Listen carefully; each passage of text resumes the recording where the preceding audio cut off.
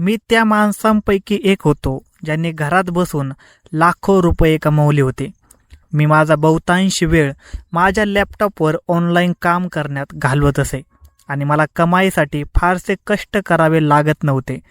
पण या सर्वांचे श्रेय माझ्या वडिलांना जाते. दिवसभरात 2दा आणि रात्री 4 वेळा माझी प्रगती होत होती. सुरुवातीला मला या कामाची खूप भीती वाटत होती, पण हळूहळू मला हे काम आवडू लागले आणि त्यातून मला चांगले पैसे देखील मिळू लागले. मी ज्या स्त्रीसोबत रात्र घालवत असे ती मुलालाच जन्म देत असे. माझ्यात असा काही गुण आहे याची मला स्वतःलाच अजिबात सुद्धा जाणीव नव्हती. पण माझे वडील हा दावा महिलांसमोर मोठ्या आत्मविश्वासाने करत असत. मात्र एकदा माझ्यासोबत असे काही घडले की मला रडूच कोसळले. स्त्रीचे ते रूप मी यापूर्वी कधीच पाहिले नव्हते. खरं तर माझे वडील वैद्य होते. त्यांच्याकडे अनेक महिला उपचारासाठी येत असत. त्यापैकी बहुतांश महिलांची समस्या अशी होती की त्यांच्या पतींना मुलगाच हवा असे आणि त्यासाठी ते त्यांच्यावर प्रचंड दबाव टाकत असत. त्या रडत रडत म्हणायच्या, वैद्य साहेब काहीतरी औषध द्या ज्यामुळे मला मुलगा होईल. माझे वडील म्हणायचे, माझ्याकडे एक उपाय आहे पण तो सोपा नाही. प्रत्येक महिला त्यांना विचारायची, तो कोणता उपाय?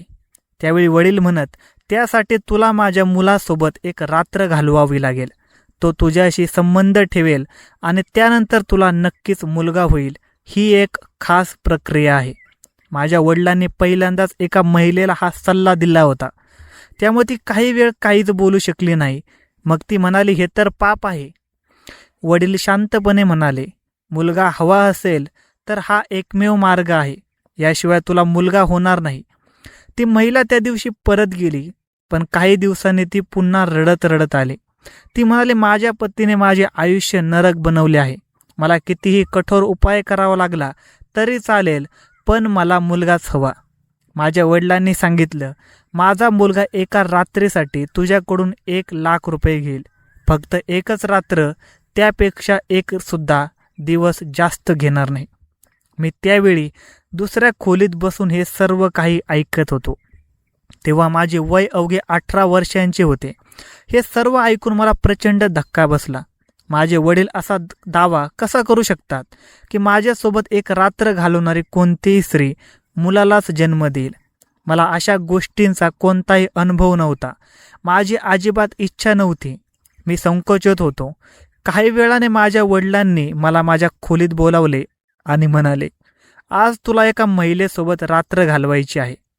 ती मुलाला जन्म देणार आहे. हे ऐकून ते स्वतःचे हसू लागले आणि म्हणाले, हेही करून बघ. मी घाबरत म्हणालो, बाबा हे पाप आहे. वडील रागाने म्हणाले, पापाची भाषा सोड. एका रात्रीत 1,00,000 रुपये मिळतील. मला माझ्या वडिलांची खूप भीती वाटत असते. त्यामुळे त्यांच्यासमोर मी जास्त काही बोलू शकत नव्हतो. कारण त्यांना राग आला की वयाच्या 18व्या वर्षाही त्यांनी मला मारहाण करण्यास मागे पुढे पाहिले नसते. तरीही मी धैर्य करून स्पष्ट नकार दिला. मला हे सर्व करायचे नाही. हे ऐकताच वडिलांचा राग आणखीच वाढला. त्यांनी मला खडसावून सांगितलं, जर तू माझ्या शब्दाविरुद्ध गेलास तर मी तुझ्याशी खूप वाईट वागेन. त्या दिवसभर माझ्या मनात प्रचंड भीती होती. आयुष्यात पहिल्यांदाच मला एका महिलेसोबत रात्र घालवायची होती आणि तीही अशा पापाच्या स्वरूपात. मी खोलीत प्रवेश करताच ती महिला देखील थोडी घाबरलेली दिसत होती. पण ती गरीब स्त्री अत्यंत खंबीर होती. आपल्या पतीच्या वाईट वागणुकीला कंटाळून तिने हे टोकाचं पाऊल उचललं होतं. मी तिच्या शेजारी जाऊन बसलो. तिचा हात हातात घेतात माझे हात थरथर कापू लागले. ती माझ्याकडे अस्वस्थपणे पाहत म्हणाली, मला एक गोष्ट समजत नाही.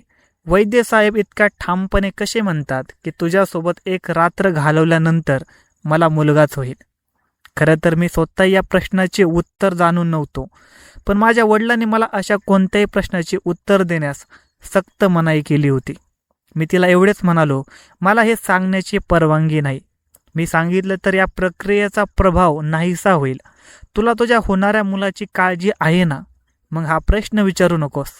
त्या प्रश्नाचे उत्तर न मिळाल्यामुळे ती रात्र माझ्यासाठी आयुष्यातील सर्वात कठीण रात्र ठरली. कारण मी खूप घाबरलो होतो. ती माझी पहिलीच वेळ होती, पण त्यानंतर हळूहळू मला या सर्वाची सवय होऊ लागली. जसजसा काळ गेला तसतसे आमचे मोडकळीस आलेले घर पुन्हा बांधले जाऊ लागले. माझ्या वडिलांची फार्मसीही मोठी झाली, कारण ते दोन्ही हाताने पैसे कमवत होते. हे संपूर्ण प्रकरण अत्यंत गुप्त ठेवण्यात आले होते. वैद्य कोणते उपचार करतात हे कुणालाच माहीत नव्हतं. माझे वडील महिलांची तपासणी करत, त्यांच्याशी बोलत आणि त्यांच्या पतीकडून त्यांच्यावर किती अत्याचार होत आहेत हे जाणून घेत. ज्या महिलांना मुलगा होण्यासाठी कोणत्याही थराला जायची तयारी होती त्यांनाच हा प्रस्ताव दिला जात असे. ज्या महिलेसोबत मी पहिल्यांदा रात्र घालवली होती तिला खरंच मुलगा झाला. हे ऐकून मला जितके आश्चर्य वाटले तितकेच पुढील 3 वर्षात आणखी आश्चर्य वाटतच गेले. कारण त्या काळात मी 50 पेक्षा अधिक महिलांसोबत संबंध ठेवले आणि त्या सर्वांनाच मुलगा झाला. आता लाखो रुपये मिळू लागले होते. माझ्या मनातून पापाची भीती पूर्णपणे नाहीशी झाली होती. मला फक्त पैसा दिसत होता. माझ्या वडिलांनी बाजारात एक मोठे दुकानही उघडले होते, कारण ते अक्षरशः दोन्ही हाताने पैसा कमावत होते. पण एकदा आमच्या आयुष्यात अशी एक घटना घडली जिने माझे संपूर्ण आयुष्य बदलून टाकले. एके दिवशी एक 16 वर्षाची मुलगी माझ्या वडिलांच्या फार्मसीमध्ये आली. ती इतकी सुंदर होती, तितकीच निरागसही दिसत होती. त्या दिवशी मी माझ्या वडिलांचे पैसे मागण्यासाठी गेलो होतो. माझे मित्र काही दिवसांसाठी परदेशात फिरायला जाणार होते आणि मला त्यांच्यासोबत जायचे होते. मी वडिलांना याबद्दल सांगितले. त्यांनी मला परवानगी दिली आणि म्हणाले, माझ्या कार्यालयात ये, मी तुला पैसे देतो. मी पैसे घेण्यासाठी दुकानात गेलो. तिथे माझ्या वडिलांच्या खोलीत ती 16 वर्षाची सुंदर मुलगी बसलेली होती. तिला पाहताच मी क्षणभर हरवून गेलो. आजपर्यंत मी इतकी सुंदर मुलगी कधीच पाहिली नव्हती. मला वाटले की ती एखाद्या वेगळ्या उपचारासाठी आली असावी. मी वडिलांना पैसे मागितले. ते म्हणाले, थोडा वेळ थांब, फक्त 2 रुग्ण उरले आहेत, त्यांना पाहून मी तुला पैसे देतो. पण माझे लक्ष सतत त्या मुलीकडेच होते. तिच्या हातात एक टिश्यू होता आणि ती वारंवार तिच्या कपाळावरील घाम पुसत होती. काही क्षणाने तिची नजर माझ्यावर पडली. तिने लगेच नजर खाली केली आणि ती माझ्या वडिलांजवळ जाऊन हळू आवाजात म्हणाले, या मुलासमोर मला काही बोलता येणार नाही. मला त्याला बाहेर पाठवा. मला जी गोष्ट सांगायची आहे ती खूप लाजिरवाणी आहे. हे ऐकताच माझी उत्सुकता आणखी वाढली. अशी कोणती गोष्ट असू शकते जी ती माझ्या वडिलांसमोर बोलू शकते पण माझ्यासमोर नाही. वडिलांनी माझ्याकडे पाहिले आणि म्हणाले, तू बाहेर जा. माझी अजिबात इच्छा नव्हती, पण त्यांच्या शब्दाविरुद्ध जाण्याचे धाडस माझ्यात नव्हते. मी खोलीबाहेर आलो, मात्र माझे मन अजूनही त्या खोलीतच अडकले होते. ती नेमकी काय बोलत असेल याचाच विचार माझ्या मनात सुरू होता. काही वेळाने ती खोलीतून बाहेर आली. तिच्या डोळ्यात अश्रू होते. ती टिश्यूने सतत डोळे पुसत होती आणि रडतच क्लिनिकमधून निघून गेली. ती त्या दिवसाची शेवटची रुग्ण होती. मी लगेच वडिलांच्या खोलीत गेलो. ते ड्रॉवर उघडून पैसे मोजत होते. मला पाहता त्याने पैसे टेबलावर ठेवले आणि म्हणाले, एकूण 1.5 लाख रुपये आहेत. मी म्हणालो, हो बाबा, मला कधी जायचे आहे? ते शांतपणे म्हणाले, ती मुलगी परवा पुन्हा येईल, तिलाही मुलगा हवा आहे. हे ऐकताच मला धक्का बसला. मी विचारलं, बाबा ती विवाहित आहे का? ते म्हणाले, हो, पण तिला मूल होत नाही. तिचा नवरा खूप क्रूर आहे, त्याला फक्त मुलगाच हवा आहे. मी पुन्हा विचारलं, पण ती खूप लहान वाटते. वडील म्हणाले, हो, ती फक्त 16 वर्षाची आहे. तिचे लग्न 14 वर्षाची असतानाच झाले. एकदा ती गरोदर राहिली होती, पण 3 महिन्यांनी अल्ट्रासाऊंड केल्यावर मुलगी असल्याचं समजलं. त्यानंतर तिच्या नवऱ्याने गर्भपात करायला लावला आणि तिला धमकी दिली की पुढच्या वेळी मुलगा झाला नाही तर तुला जिवंत ठेवणार नाही. हे ऐकून माझे मन सुन्न झाले. वडील पुढे म्हणाले, ती गरीब आणि अनाथ आहे. तिच्या एका मैत्रिणीने तिला माझ्याकडे पाठवलं आहे. मी काही क्षण शांत राहिलो. नंतर धीर करून विचारले, बाबा तिच्याकडून पैसे घेणार आहात का? वडील म्हणाले, तिच्याकडे काही दागिने आहेत, ते विकून ती पैसे आणेल. हे ऐकताच माझ्या मनाला खूप वेदना झाल्या. मी म्हणालो, बाबा तिच्याकडून पैसे घेऊ नका, ती खूप निरागस आहे, अजून खूप लहान आहे. माझे बोलणे पूर्ण होण्याआधीच वडिलांनी मला शिव्या द्यायला सुरुवात केली. ते रागाने म्हणाले, जास्त सहानुभूती दाखवायची गरज नाही, तू फक्त तुझे काम करत जा. त्यांचे शब्द ऐकून मी पूर्णपणे शांत झालो, कारण आजपर्यंत मी कधी त्यांच्यासमोर आवाज चढवला नव्हता, पण त्या दिवशी पहिल्यांदाच मी त्यांच्याशी वाद घातला होता. माझ्या मनात सतत त्या मुलीचाच विचार सुरू होता. मी 1.5 लाख रुपये घेतले, पण आता माझी मित्रांसोबत परदेशात जाण्याची इच्छाच उरली नव्हती. मात्र वडिलांनी मला जबरदस्तीने पाठवले. ते म्हणाले, जा, माझ्याकडे भरपूर पैसे आहेत, थोडी मजा करून ये, पण लक्षात ठेव, परवा रात्रीपर्यंत घरी परत यायची आहे. मी 2 दिवस मित्रांसोबत फिरलो. तिथे अनेक सुंदर मुली भेटल्या. अनेक मुलींनी मला आकर्षित करण्याचा प्रयत्नही केला, पण मी कधीच स्वतःहून कोणत्याही मुलीकडे गेलो नाही, कारण हे काम मी नेहमी वडिलांच्या सांगण्यावरूनच करत असे. 2 दिवसांनी मी घरी परतलो. घरी येताच त्या 16 वर्षाच्या मुलीची आठवण पुन्हा माझ्या मनात जागी झाली. मी घरी पोहोचलो तेव्हा वडील म्हणाले, तयार हो, ती मुलगी थोड्याच वेळात येईल. मी तयार व्हायला गेलो, पण त्या दिवशी माझ्या मनात एक वेगळीच भावना होती. आजपर्यंत कोणत्याही महिलेला पाहून मला असे कधी वाटले नव्हते. ती मला आवडू लागली होती, पण ती विवाहित आहे हा विचार माझ्या मनाला सतत टोचत होता. तरीही आजची रात्र ती माझ्यासोबत घालवणार होती. काही वेळाने ती तिच्या एका मैत्रिणीसोबत आमच्या घरी आली. मैत्रिणीने तिला तिथे सोडलं आणि ती निघून गेली. ती पुन्हा एकदा माझ्या वडिलांच्या फार्मसीमध्ये एकटी बसली होती. आज मात्र मी स्वतःच घाबरलो होतो. ती इतकी सुंदर होती की तिच्यासोबत हे पाप करावे असे माझे मनच मला परवानगी देत नव्हतं. पण परिस्थिती अशी होती की मला हे करणं भाग होतं. मी माझ्या खोलीत बसलो होतो. थोड्याच वेळात वडील तिला घेऊन आत आले. तिची मान खाली होती. रडून रडून तिचे डोळे सुजले होते. वडिलांनी तिला सोफ्यावर बसायला सांगितलं. ती शांतपणे एका कोपऱ्यात बसली. मग वडिलांनी मला बाहेर बोलावलं आणि हळू आवाजात म्हणाले, या मुलीसोबत एकदाच संबंध ठेवायचे, त्यापेक्षा जास्त नाही. तिच्यावर कोणती जबरदस्ती करायची नाही. मी मान हलवली आणि खोलीत परत आलो. मी हळूहळू तिच्या जवळ जाऊन बसलो. तिचे साधेपणा इतकी सुंदर दिसत होती की तिच्याकडे पाहताच क्षणभर मी सर्व काही विसरलो. मी काही बोलण्याआधीच तिने शांतपणे तिच्या अंगावरील ड्रेस काढण्यास सुरुवात केली. पण दुसऱ्या क्षणी मी तिला थांबवलं. ती आश्चर्याने माझ्याकडे पाहू लागली. तिच्या डोळ्यात भीती, संकोच आणि असहाय्यता स्पष्ट दिसत होती. मी तिच्या शेजारीच बसलो आणि शांतपणे विचारलं, इतक्या लहान वयात तुझ्या आईवडिलांनी तुझे लग्न केले, त्यांना काहीच वाटले नाही का? ती हलक्या आवाजात म्हणाली, आम्ही खूप गरीब होतो. परिस्थितीमुळे त्यांनी माझे लग्न लावून दिले. माझा नवरा माझ्यापेक्षा जवळपास दुप्पट वयाचा आहे. त्याने माझ्या सौंदर्यासाठी माझ्याशी लग्न केलं, पण आता त्याला फक्त मुलगाच हवा आहे. कृपया मला एक मुलगा मिळवून द्या. तिचे शब्द ऐकून माझे मन भरून आले. मी काही क्षण शांत बसलो, पण नंतर परिस्थितीसमोर हार मानून तिच्यासोबत एकरूप झालो. त्या रात्री तिच्यासमोर बसल्यानंतर माझ्या मनात अनेक भावना होत्या. मात्र मला एवढेच आठवत होते की आज फक्त एकदाच तिच्याशी संबंध ठेवायचे आहे आणि त्यानंतर मला ही खोली सोडून बाहेर जायचं आहे. संबंध झाल्यानंतर मी उठून निघणार इतक्यात माझी नजर तिच्याकडे गेली. ती डोळे मिटून शांतपणे पडली होती. तिला पाहून माझ्या मनात पुन्हा एकदा तिच्याजवळ जाण्याची इच्छा निर्माण झाली. क्षणभर मी स्वतःला थांबवण्याचा प्रयत्न केला. वडिलांचे शब्द माझ्या कानात घुमत होते, एकदाच संबंध ठेवायचे. पण त्या क्षणी माझ्या भावनांनी माझ्यावर विजय मिळवला. मी पुन्हा तिच्याजवळ गेलो आणि तिच्यासोबत पुन्हा संबंध ठेवले. त्या रात्री मी स्वतःवरचे नियंत्रण पूर्ण गमावले होते. 1दा, 2दा, 3दा आणि 4 वेळा मी तिच्यासोबत संबंध ठेवले. रात्र कधी संपली हे मला सुद्धा समजलेच नाही. मी तिच्याच शेजारी झोपून गेलो. पहाटे अचानक दरवाज्यावर जोरात ठोके पडू लागले. माझे वडील वरच्या मजल्यावरून दरवाजा ठोठावत होते. मी घाबरून उठलो आणि पटकन खोलीबाहेर आलो. वडील माझ्याकडे संतापाने पाहत होते. ते रागाने म्हणाले, मी तुला काम झाल्यावर लगेच बाहेर यायला सांगितलं होतं, मग तू रात्रभर आत काय करत होतास? मी घाबरत म्हणालो, नाही बाबा, तसं काही नाही. पण वडिलांनी जेव्हा त्या मुलीची अवस्था पाहिली तेव्हा त्यांना क्षणाचाही विलंब न करता माझ्या गाल्यावर जोरदार चापट मारले. ते संतापून म्हणाले, नीच, मी तुला मनाई केली होती ना. जर या मुलीला काही झाले असते तर तिचा जीव गेला असता, तर आपल्यावर खुनाचा गुन्हा दाखल झाला असता. तुला इतकी सुद्धा अक्कल नाही का? त्यांचा राग पाहून मी पूर्णपणे हादरून गेलो होतो. सुदैवाने काही वेळाने त्या मुलीची प्रकृती थोडी सुधारली. वडिलांनी मला तिच्यासाठी खास दूध आणायला सांगितले. मी दूध घेऊन तिच्या जवळ गेलो. ती शांतपणे माझ्याकडे पाहत होती. तिच्या डोळ्यात अनेक प्रश्न होते, पण ती मात्र काहीच बोलत नव्हती.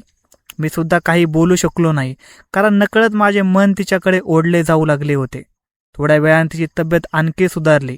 घरी परत जाण्याची वेळ आली. निघताना ती खूप घाबरलेली होती. ती माझ्या वडिलांना म्हणाली, कृपया माझ्या पतीला याबद्दल काही समजू देऊ नका. त्याला कळले की मी इथे आले होते तर तो मला जिवंत ठेवणार नाही. हे बोलून ती तिथून निघून गेली.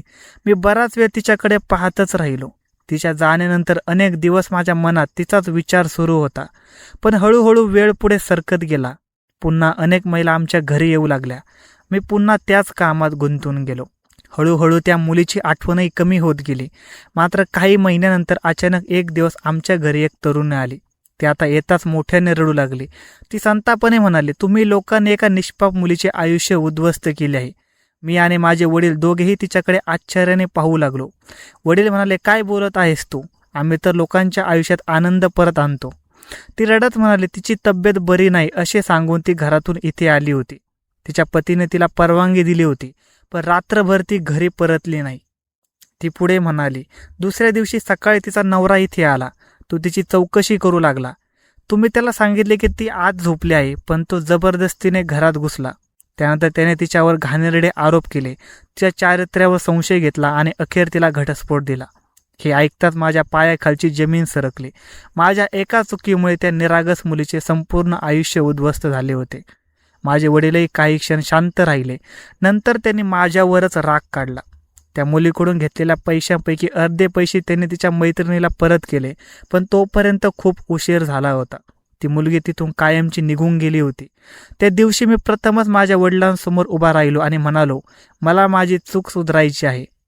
ते माझ्याकडे पाहून म्हणाले. मी पुढे म्हणालो, तुम्ही परवानगी दिली तर मला त्या मुलीशी लग्न करायचं आहे. हे ऐकताच वडिलांचा संताप अनावर झाला. ते म्हणाले, तुझे डोकं फिरलं आहे का? या घरात जर सून आली तर आपला व्यवसाय बंद होईल. जास्त सहानुभूती दाखवू नकोस. हे कधीच होणार नाही. त्यांच्या शब्दापुढे मी काहीच बोलू शकलो नाही. पण त्या दिवसापासून ती मुलगी माझ्या मनातून कधीच गेली नाही. माझ्यामुळे तिचे आयुष्य उद्ध्वस्त झाले होते आणि त्या अपराधीपणाची जाणीव मला प्रत्येक क्षणी होत होती. काही दिवसांनी माझ्या वडिलांना अचानक हृदयविकाराचा तीव्र झटका आला. आम्ही त्यांना तातडीने रुग्णालयात घेऊन गेलो, पण दुर्दैवाने रुग्णालयात पोहोचताच डॉक्टरांनी त्यांना मृत घोषित केले. त्यांच्या निधनाने माझ्या आयुष्यात मोठी पोकळी निर्माण झाली. त्यांच्या अंत्यसंस्कारासाठी अनेक लोक आले. विशेष म्हणजे ज्या महिलांनी माझ्यासोबत वेळ घालवला होता आणि ज्यांना त्यानंतर मुलगा झाला होता, त्या जवळजवळ सर्वच महिला त्यांना शेवटचा निरोप देण्यासाठी आल्या होत्या. माझ्या वडिलांच्या जाण्याने मला खूप दुःख झाले. अनेक दिवस लोक माझे सांत्वन करण्यासाठी येत होते. त्या महिलाही माझ्याकडे येऊन एकच गोष्ट सांगत होत्या, तुमच्या वडिलांनी आमचे संसार वाचवले, आम्हाला मुलगाच झाला. मी फक्त शांतपणे त्यांची बोलणे ऐकत होतो. पण त्याचवेळी मी एक निर्णय घेतला. मी आता कोणत्याही महिलेसोबत असे संबंध ठेवणार नव्हतो. यामागचे खरे कारण हे होते की आता माझ्यामध्ये स्वतःमध्ये आता कोणतीच चमत्कारिक गुण नव्हता. हे सर्व माझ्या वडिलांनी तयार केलेल्या एका विशेष आयुर्वेदिक औषधामुळे होत होतं. ते खास माझ्यासाठी एका गुप्त जडीबुटीचे मिश्रण तयार करत असत. त्याच औषधामुळे माझ्यासोबत संबंध ठेवणाऱ्या महिलांना मुलगा होत असे. पण वडिलांच्या मृत्यूनंतर ती गुप्त रेसिपी कायमची हरवली. मला ती कधीच मिळाली नाही. आता माझ्या मनात फक्त एकच विचार सतत घोळत होता, त्या 16 वर्षाच्या मुलीचा. माझ्यामुळे तिचं आयुष्य उद्ध्वस्त झालं होतं. मी तिचा शोध घेण्यास सुरुवात केली. बराच काळ शोध घेतल्यानंतर अखेर मला तिचा पत्ता मिळाला. ती अजूनही त्या वयस्कर माणसाच्या घरात अत्यंत वाईट परिस्थितीत राहत होती. तिच्याशी मोलकरणीसारखी वागणूक दिली जात होती. तिला त्या अवस्थेत पाहून माझे हृदय तुटले. मी तिच्यासमोर गेलो. सर्वप्रथम तिची माफी मागितली. मी म्हणालो, माझ्यामुळे तुझे आयुष्य उद्ध्वस्त झाले, मला माफ कर. मी केलेल्या चुकीची भरपाई कधीच होऊ शकत नाही, पण जर तू तयार असशील तर मला तुझ्याशी लग्न करायचं आहे. ती काही क्षण माझ्याकडे शांतपणे पाहत राहिली. तिच्या डोळ्यात अश्रू आले. काही वेळाने तिचा माझा प्रस्ताव स्वीकारला. त्या दिवशी मला असं वाटलं जणू माझ्या आयुष्याला पुन्हा एकदा अर्थ मिळाला. आमचे लग्न झाले. त्या दिवसानंतर मी पुन्हा कधीच दुसऱ्या कोणत्याही महिलेकडे वाईट नजरेने पाहिले नाही. मी माझ्या पत्नीसोबत नवीन आयुष्याची सुरुवात केली. लग्नानंतर देवाने आम्हाला पहिली मुलगी दिली, त्यानंतर दुसरी मुलगी झाली आणि मग तिसरीही मुलगीच झाली. आणि अखेरीस 3 मुलीनंतर आम्हाला एक मुलगा झाला. जेव्हा मी स्वतः 3 मुलींचा बाप झालो तेव्हा मला माझ्या आयुष्यातील सर्वात मोठा धडा मिळाला. मुलगा आणि मुलगी यांच्यात कोणताही फरक नसतो. माझ्या वडिलांच्या सांगण्यावरून पैशाच्या मोहापायी आणि अज्ञानामुळे मी अनेक स्त्रियांसोबत व्यभिचार केला होता. त्या प्रत्येक क्षणाची मला मनापासून खंत वाटू लागली. देवासमोर साष्टांग दंडवत घातला. माझ्या सर्व पापांसाठी क्षमा मागितली. मनापासून पश्चाताप केला आणि स्वतःशी वचन दिले की आयुष्यात पुन्हा कधी असे चुकीचे काम करणार नाही. मित्रांनो, मला आशा आहे की तुम्हाला ही कथा आवडली असेल. कथा आवडली असेल तर व्हिडिओला लाईक करा, चॅनलवर नवीन असाल तर चॅनलला सबस्क्राईब करा आणि नोटिफिकेशन बटन दाबायला विसरू नका, जेणेकरून पुढील अपडेट तुम्हाला सर्वात आधी मिळतील. तुमचा अमूल्य वेळ देऊन ही कथा ऐकल्याबद्दल मनपूर्वक धन्यवाद. पुन्हा भेटू अशाच एका नवीन कथेसोबत.